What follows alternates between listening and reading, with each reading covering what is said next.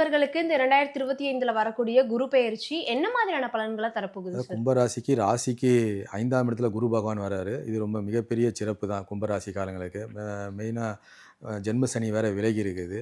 இந்த தமிழ் வருட புத்தாண்டுல பார்த்தீங்கன்னா, ஜென்ம சனி வேற அவங்களுக்கு விலகி இருக்குது.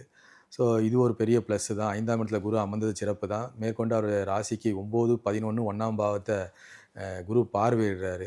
ஸோ இதுநாள் வரைக்கும் குடும்பத்தில சண்டை, சச்சரவு இதெல்லாம் நெறைய சந்திச்சிருப்பாங்க. கணவன் மனைவிக்குள்ள ஒரு அந்யோன்யம் இருந்திருக்காது.